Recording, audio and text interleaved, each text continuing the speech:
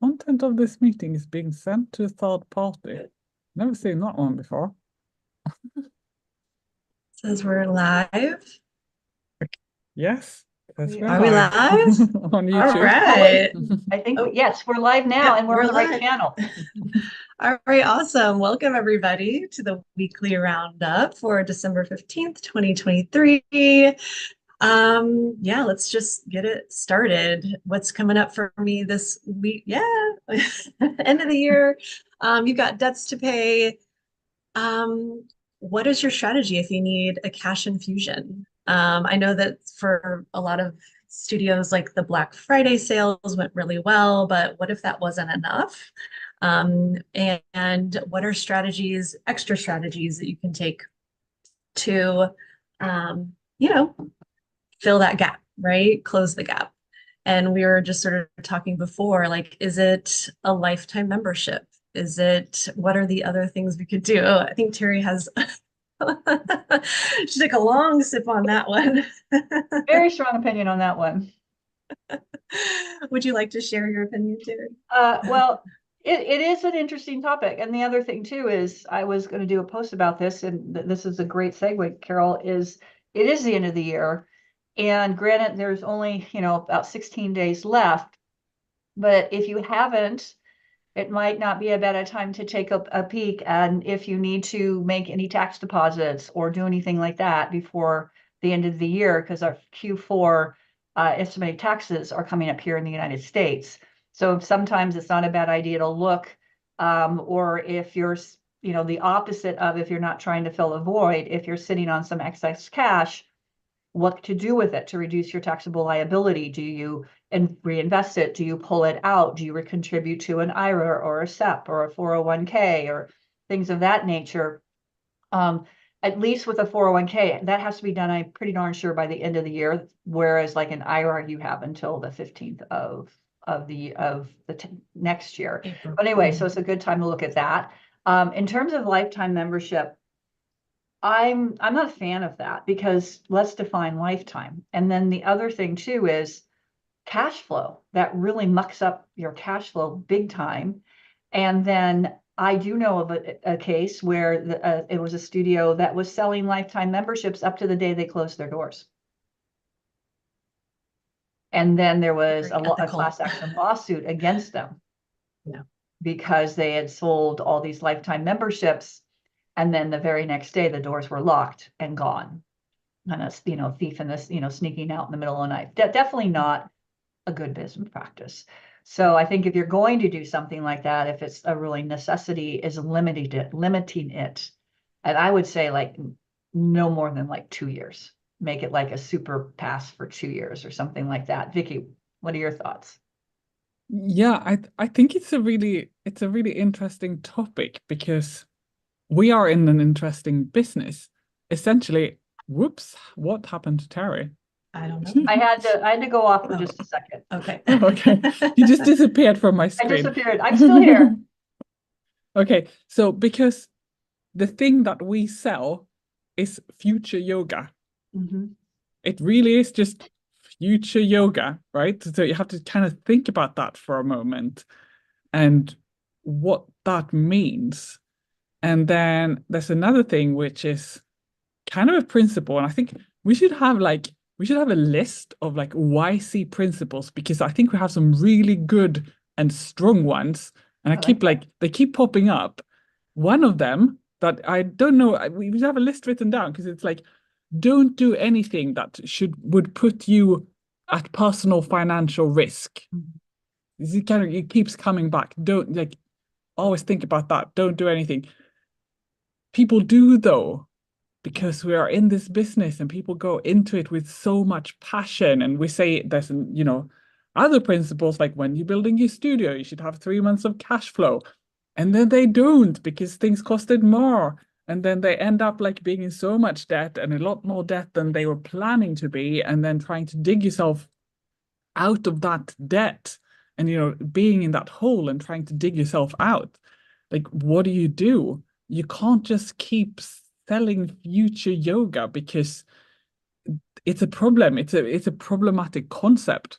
What's the alternative? I mean, the alternative is to do all the other things to add to lifetime value, I mean, I would say that is the first thing that you need to look at.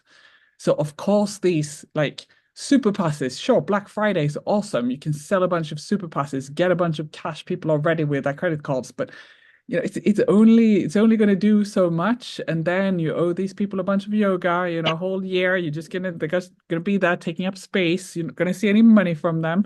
So all the other things that you do to increase lifetime value, have you done them all? Are you doing retail? Are you doing as much as you could with retail? Are you doing retreats? Are you doing a teacher training? Could you do more workshops? Like, what are the other revenue streams? You need to look into them all. Uh, and then what else do you do when you're at kind of at the end of your rope and you're still in the hole? Like, rather than selling some unethical future yoga, some promise that you can't keep, I'd go to crowdfunding before doing that. I mean, I've seen, yeah, it's not, yeah, you're like rolling your eyes there, Harry. Well, It, no, I know it's I not, have seen that. yeah, it's not fun. It's not nice. It's kind of humiliating going out there, begging ball in hand. But I don't know. I've seen studios that are like, our furnace broke. We really want to give you guys yoga. We just don't have the funds. Could you help us? And they get some money together. Yeah. And I think it does. And I know, bad things do happen, shit happens that we don't plan for. And at the same time, it kind of goes back to the basic foundations of what's your business plan and strategy. To your point, is like when you're planning to open a studio, do you have the necessary cash reserves? Like Vicky said, recommending a minimum of 3 months expenses. So, and that can seem like insurmountable. And I think everybody goes in with the best of intentions. And then it's like, oh, the reality sits in. So I would be looking for what's focused on what you said. Like, we're selling future yoga. Absolutely. However, what's the thing that's going to give us the most sustainability in our yoga studios? Monthly memberships. So oftentimes I think that, and particularly, and hey, I've been in that boat before, not with the business, but I mean, I've shared this, is that I got myself in a personal financial hole years ago. After the 2008 crash here, I was sitting on a piece of property that I had a mortgage of $350,000 on, and the house was worth $162,000. And I was completely underwater on it. And there was just, so I had to file bankruptcy. That was my only way out. I had to file bankruptcy, and, bankruptcy is 10 years on your credit report. It only just dropped off a couple of years ago. Anyway, so I get that when you're in that situation. And when you are in that situation, sometimes you can make less than strategic decisions, let's just say. However, going back to what can I do right now to build my business? And I don't think it's selling super passes, because when you sell the super pass or whatever you're going to call it, yes, you're using that and you're paying off something, but you still haven't addressed the immediate need of cash coming in. And that's where the monthly revenue comes in. And then it just sort of becomes this whole shell game of borrowing from Peter to pay Paul, right? It's like you get the credit card, you get the cash advance, and you pay off that credit card, and then that one's maxed out, and you take out another one, and the next thing you know, you've got all this debt. And whereas you haven't addressed like what's the root issue. And so, okay, what are we doing to get people in the door? What are we doing to get them on our gold membership? And really focusing on that. Now, it's a slower process, particularly when you're staring down the barrel of a gun and you've got this huge debt you have to service. And what are some other things that you can do? Can you negotiate with whoever the lender is and maybe get some type of debt relief? Can you get longer payments? Can you get a partial payment plan? We were talking a little bit before we got on. It's like here in the United States, you can negotiate with the IRS. If you have a huge debt, you can do what's called an offer and compromise, right? And there are things, what steps are you taking beyond just immediately selling like a lifetime yoga pass, as opposed to focusing on the things that are really going to move that needle. And that's just kind of what my thought is on that. Carol, what do you think? Yeah, I think what's coming to mind for me is like I'm thinking about how this sort of relates to a yoga practice. And so, this is getting the foundations are so important for long-term growth, longevity, health, etc. And I think in the same way that translates to your business.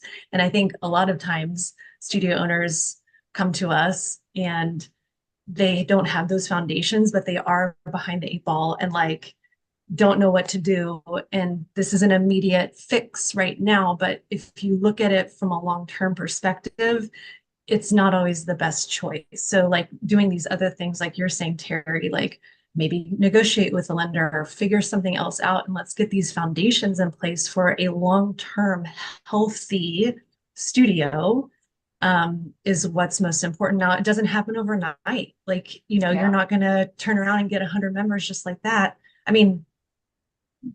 Actually, we've had some people with their open houses get, a good chunk close to that. That needs to also be done right. And there are foundations in place that you need before an open house is that successful too. So it's hard, I think, to explain that to a studio owner when it's, you are in a crunch. So like you said, it is like you're making that maybe aren't the best. Look, if you needed something right away, yeah, maybe you do like if it's in dire need, I would maybe say, let's sell 3 of these for a 5-year package, see how many you get. And that's not taking too many people out of your membership. Yeah. But you might get, $15,000. I don't know what the number is, but something right away that could help sustain you for a little bit longer. I don't know. I think that's the struggle. Here's a thought you made me think of, Carol, when you said, well, getting 100 members right away. How about this? Instead of selling a lifetime pass or a super discounted annual, what if you dropped your monthly membership and let's say you dropped your membership to $89 a month or $79 a month, and you got a couple hundred people on it right away. Boom, there's some cash flow. Like you've got 100 people paying $89, that's almost $9,000 a month right there. Right? So what if it's like, okay, you want to generate some cash, get people on the membership. Maybe you take what you would pay, whatever you're going to pay on that super pass, make that a monthly. You could put some like a minimum 6-month commitment. You could do something like that. That could be a time where you might, put a minimum commitment, but not a long one, and promote the heck out of that. Especially if you have a larger studio, if you have a lot of space in the room.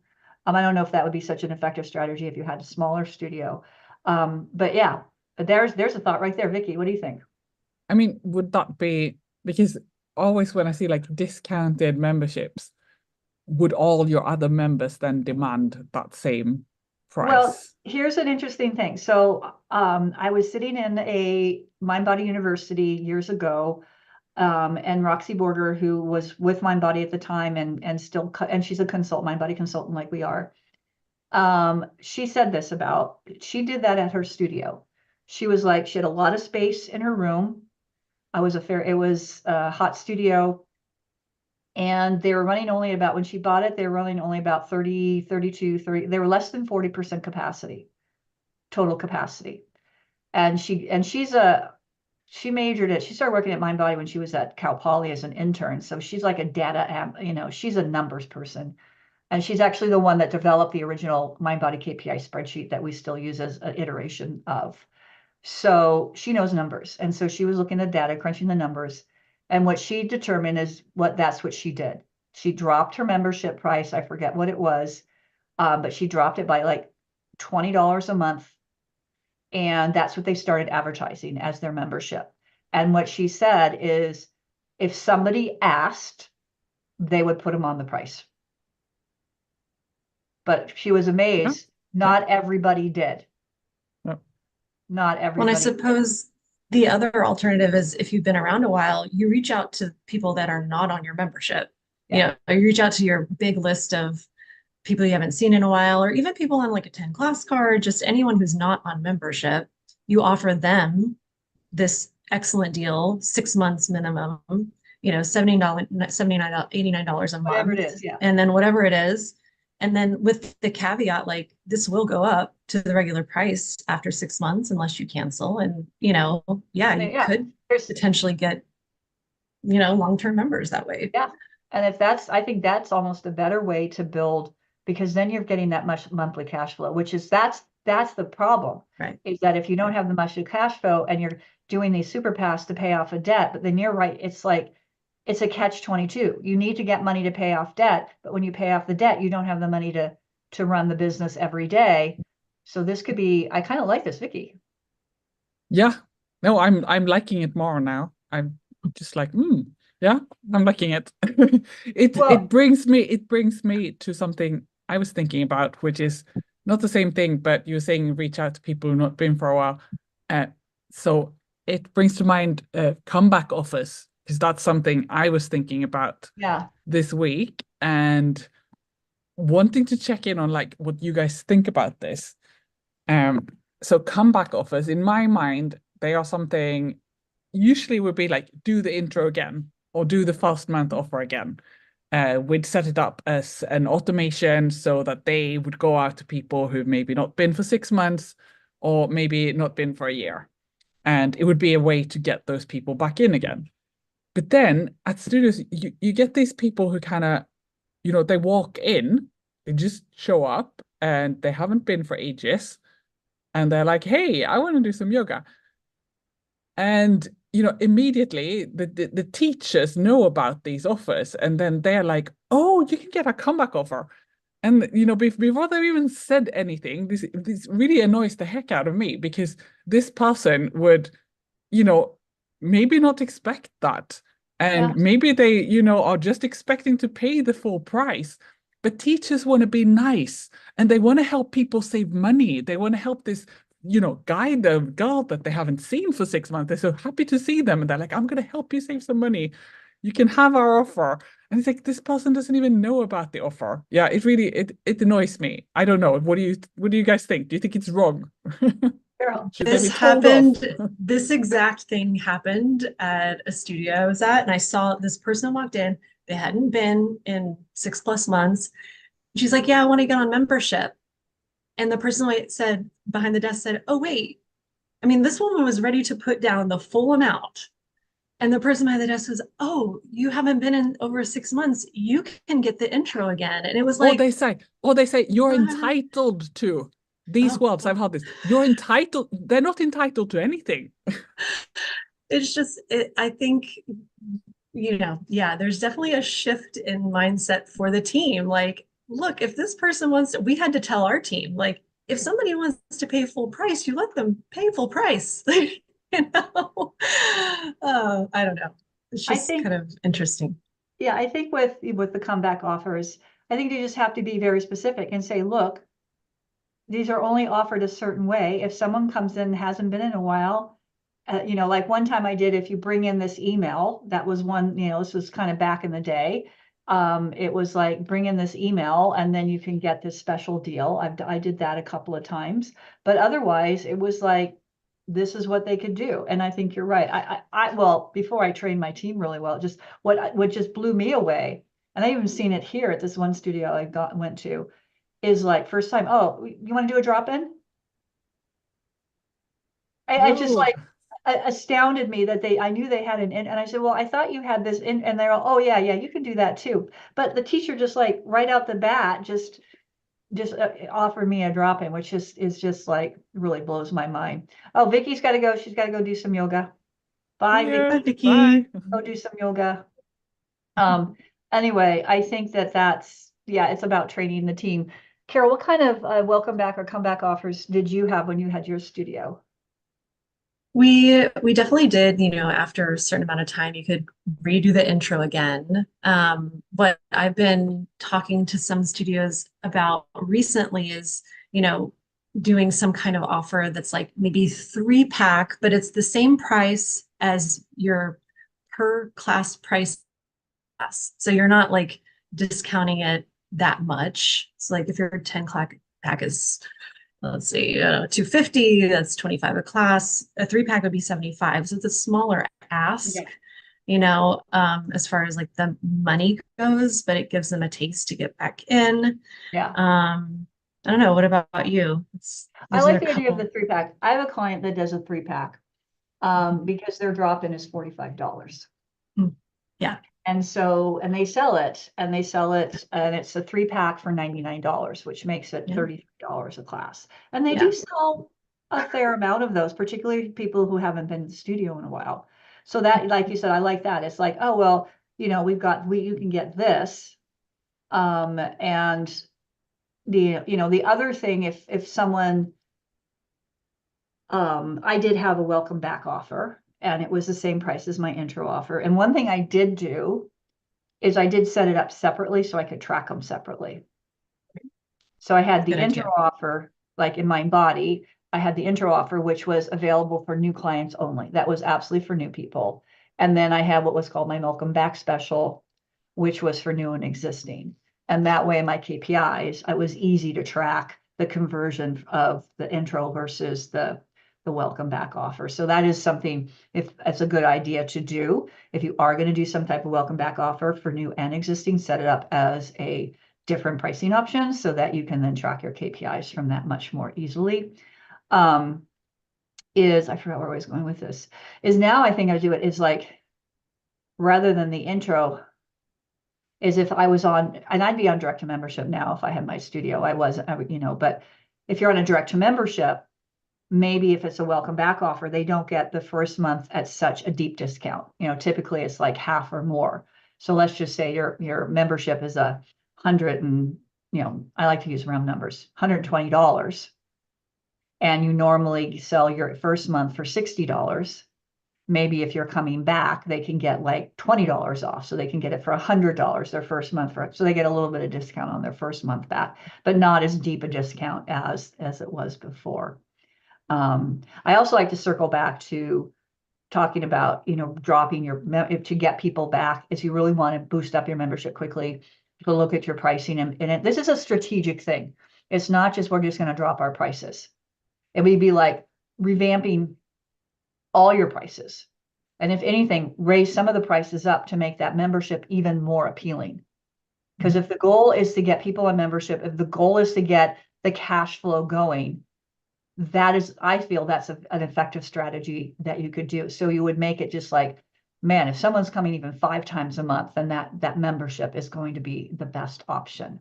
And one of the things I wanted to finish the conversation about what Roxy said at Mindbody University years ago, was she said, when you start, because somebody asked the question, well, when do you raise the prices? Well, obviously, you want to be raising your prices on a regular basis just to keep up with the cost of living, inflation, that kind of thing. But to bring, a major bump, she said, when your studio gets to be 75% full, 75% of the time, that's when you can start raising your prices. Right? Until then, why not have a value that people come in and get that energy, particularly if you have a studio that will hold 25, 30 plus people. Yeah. Right? If you Get have a that membership, energy. yeah, get that energy. If you look at it, like if your membership's $149 and your capacity is only at 25%, and if you dropped it to $99 and you got to 50, 60%, your money ahead. Your money ahead. So that's where, having a pricing strategy, working with one of us to come up with an actual pricing strategy. It's not just about doing a promotion. It's not just about throwing pricing out there. It's about looking at a lot of factors and coming up with a really effective pricing strategy so that you're driving people. We talk about this all the time. You want to drive people to your gold membership. What we mean by drive people to is make it the best value if someone's practicing a minimum of twice a week. In fact, I have some studios that it's like 6 to 7 times a month, right? If someone's coming at least 6 to 7 times a month, then that membership really, it's like, so 2 times a week, it more than pays for itself. Yeah. And that's what an effective pricing strategy does. So one of the first things we do when we work with is look at pricing. Is like, where is it? And it is an interesting, Carol, have you found it's kind of interesting when you look at the pricing? It's very interesting. And it also makes me think of like the community classes and, how you can kind of shoot yourself in the foot there too. You know, um, a community class, $7 and you have two a week, you have completely blown up your, you know, gold membership as the best deal. Yeah. So just little things like let's think all this through together. And yeah, Yeah. it definitely is helpful to do that. Um, yeah. What else, Terry?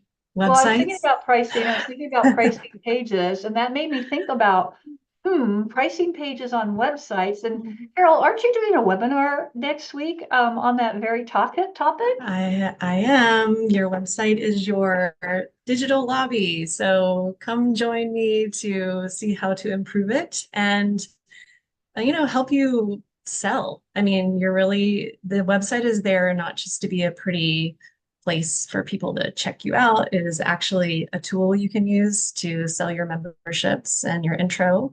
And so we're going to talk about how to do those things strategically and some of the language that you can use and the tips and tricks that we use to make it effective, an effective selling tool. So Yeah. join We us. talked, we talked about that a little bit last week because I was saying that I was looking at some websites, and a lot of times, particularly with some of the national franchises, their entire website's nothing but sales. There's no about us. There's no like this one I was looking, there's not even pricing on it. It's like just their intro offers, like their first 3 classes free. That's Mhm. their offer. And that's what they Yeah. promote on every single page. And Mhm. every single page is why you want to do this, what and they tie it to what their vision and values are. But it's all about, we talk about what's the thing, why do I want this thing, and how do I buy this thing? And Mhm. whatever that thing is. And that's the entire website. There's Yeah. nothing else on there. If you And had nothing else, that would be effective, and yeah, I it's think like, that's it's part of the interesting. thing.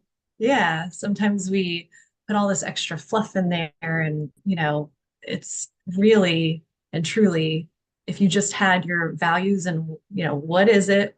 Why do I want it? How do I get it? If you can answer those questions, Well, because don't you then think, Carol, that mostly a website, like you said, it's I like what you said, your digital lobby. It's also that your digital yellow pages. Because I Mhm. shared the story. I first found my first Beak Room studio in my area by going to the yellow pages. Because this was Mm. early, it was 2002, and we were still dial up. You weren't going to the internet to look up things. We didn't have smartphones. So I went to the good old fashioned yellow pages. And don't you think that most traffic to a website is people looking, as opposed to, if you're an existing member, I Exactly. might go to Like, the website if there's like a special event that I got an email about, or a retreat or a workshop that I'm going to get more info on. But at least for me, as my consumer behavior, when I'm visiting a fitness location, whatever it is, I'm engaged. I'm in the app. It's like, how do I book that's what I want. How do I book my class? mhm, And then, how do I pay for a package if I'm on a membership? Oh, my credit card's on file. Here, I buy this 10 pack or whatever it is. mhm. Do it right through the app, whether it's a branded app, whether it's the My Body app, whatever app. So when you think about it from that perspective, it's like you want the people who don't know you to land on your website, Right. and you want them to be able to That's buy the thing. exactly. I mean, I, that's the most people coming to your website are prospective clients, right? They're yeah, just checking it out. They're, it's not your regular students for the yeah. most part. Yeah. I remember one time was it here local? Oh no, I think maybe it was a free coaching call that I was doing. Yeah, it was. It was a free coaching call. One of the things is when we get a message, an email that someone's booked a free coaching call with us, first thing I do is go look at their website. So I went to look at this was a couple of years ago. It took me, and I knew what I was looking for, right? I know what I'm looking for when I go to a fitness website. It took me 5 clicks to find their offer. It was now, if I This was is, because I would have been out. I was like, yeah, where do I, it's like, click here. It's like, it this is was, not unusual. I mean, yeah, that's the thing that kind of blows my mind because that again, with our coaching program, that's one thing we check out is like, how can we improve your website? And there are beautiful websites, and I'm still like, how do I get my intro offer? Yeah. Like that should be front and center. So spoiler alert. Yeah. Come to the webinar and get your intro offer front and center. Yes. Yeah. I actually have a list now that I share of good landing pages for either a classic intro offer, which is you buy the intro offer and then I'm selling you the membership. We call that an opting in membership versus the direct to membership where you sign up for the membership, which then you have to opt out. So I have good examples of both of those that I like to share out to people so that people can kind of see, you know, what is an effective sales page. And, you know, and if you do have, tell me if I'm wrong, Carol, if you do have like the traditional intro offer where they buy the intro offer and then you sell them into the membership, you then should also have a membership sales page. Yeah. Yeah. Right? Anything So that's yeah. And those are a little bit longer because, you know, it's you're trying to have the same kind of in the same way that we have the sales conversation in studio. You know, the intro isn't a big ask, it's a smaller price point, etc. You have a separate conversation digitally about the membership in that same way. So it might be a little bit longer conversation. You're overcoming the objections just like we do in studio, that kind of thing. So yeah, you would have one for each. we like to call it though now, Carol, flipping resistance. That's right. Flipping We're resistance. not overcoming Yeah, okay. We're Okay. flipping resistance. Okay. And if you want to know more about flipping resistance, we'll talk about as we have a whole sales training module that we do in our coaching program. And basically, I'll just give you a little tidbit. Flipping resistance is turning the reason why they don't want to do the thing into the reason why they want to do the thing. A classic one is like if they bought a drop-in and you're trying to upsell them to whatever your offer is. And the classic one is, well, I just want to try a class. And this is where you flip that resistance. So the resistance is, I just want to try a class. And we want to turn that into the reason why. Actually, it's like, that's great, Carol. I always want to try something first. Actually, that's why we recommend our intro offer. Because for only $49, you can come try as many classes you want for an entire 2 weeks, month, whatever your intro offer is. That's what we call flipping resistance.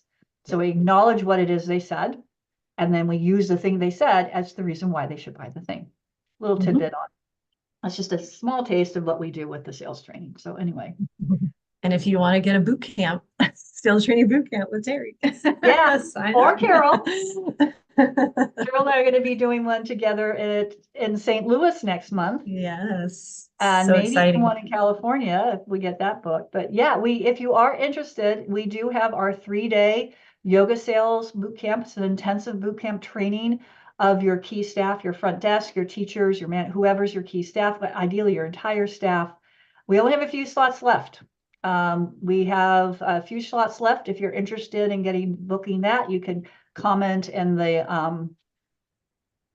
thing below, in the roundup thing in the YC, or you can message either Carol, myself, or Josh, any of us. We'd be happy to talk to you more about doing a yoga sales boot camp. It's a really, when the studios that have done them see a tremendous increase in sales, in conversions and things like that.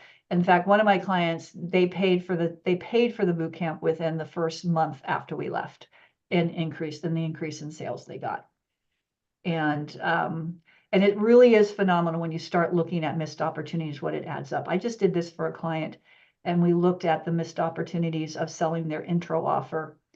And if since the beginning of the year, if they had could have gotten a higher conversion on their intro offer, just people buying it on their first visit. And then you calculate, okay, if you got those people, that group of people, more people buying that first month, and then they had a fairly good conversion percentage on what they did get. And then I calculate, okay, if you converted this many people, it ended up being almost $150,000 they left on the table since the beginning of the year. It's a lot of money. So again, you're looking to increase your sales. It might not always be you need more people in the door. It might be you need to look at your retention in your sales process. And you have the people coming in. It's just, how can we make what we do better and change more lives? And that's what it's really about. It's about changing people's lives, because we know yoga has the power that people can change their lives. It did mine. Almost all of us have a story. Oh yeah. So, Oh yeah, for sure. I think on that note, everybody go do some yoga. Stay That's right. safe and sane during this mad rush to the end of the year. Comment below. What do you think about annual passes, yearly pass? How about a lifelong pass? What do you think about that? What do you think about some of the things we talked about? And maybe share your favorite Christmas memory or end of the year or holiday celebration memory. All right. Well, take care. Be well. Do some yoga. Thanks for hanging out with us. And we will see you in the